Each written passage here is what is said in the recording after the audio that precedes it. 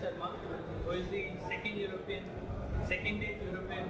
standards expert in India, and he has deep knowledge about standards and working in India. So I want to know how this standards-driven approach is going to help India in its smart city mission. You see, when you talk about smart city rollout, ICT is the key enabler. And when I say ICT is a key enabler, indirectly I'm talking about ICT standards. Now, when I'm talking about ICT standards, you have to pick up one vertical because ICT is a very broad topic. And there we talk about the machine-to-machine and IoT. Now, at the end of it, it is a game of sensors. It is a game of devices. Now, this is where this common service layer plays a very important role. In a nutshell, what I'm saying is when we roll out solutions in different smart cities, at least the ICT piece of it should be implemented in such a way that it is a replica of one city to another city, because that is the common element. Of course, every city is different. Every city is a different requirement. The only thing which is common is the common service layer, which means the common functions. We should implement that common service layer and a common service function all across the city in a similar fashion.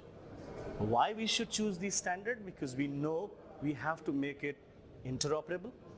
We have to make it future-proof, which means if we are doing an investment today, it is future-proof. If we are implementing a standard solution, it means we have a capability to bring economies of scale. Why we talk about economies of scale? When we talk about Indian smart cities, we have to offer the affordable solutions. How the affordable solutions will come? They will only come when it is a standardized, interoperable solution. So in nutshell, common service layer will play a very important role, and one M2M, which has already developed specifications and standard, which has already been implemented by an Indian organizations, research organizations like CDOT, it's the right time that it should be inculcated, implemented in our smart city solutions in India. And that's where the work which took place in Europe, but with all the standard development organizations around the world, including India, which is TSDSI, I think we all have worked together developing those specifications. We have developed a platform based on that, so it's the right time to implement those solutions in our cities. Also, regarding this India-EU collaboration, you have been a very active champion, bringing the European expertise to India. What do you think about the India-EU collaboration? What we can learn? So before I talk about EU-India collaborations, I think we all agree EU is much ahead when we talk about standards. When we talk about standard development activities. Of course, it does not develop. When we talk about ICT standard, it does not develop for European market, it develops for the world. It develops for the world while all these, again, standard development organizations from around the world, including India, goes, participate, contribute and develop these standards.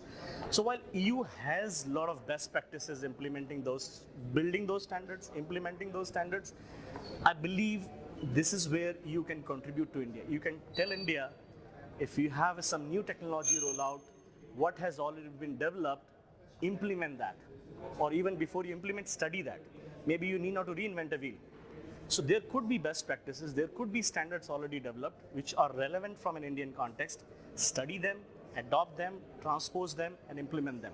So I think EU can help bringing those best practices, bringing those technological advancement to India.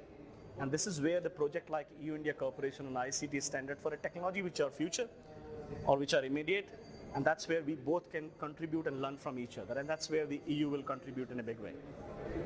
Thank you. Thank you, Mr. Thank you.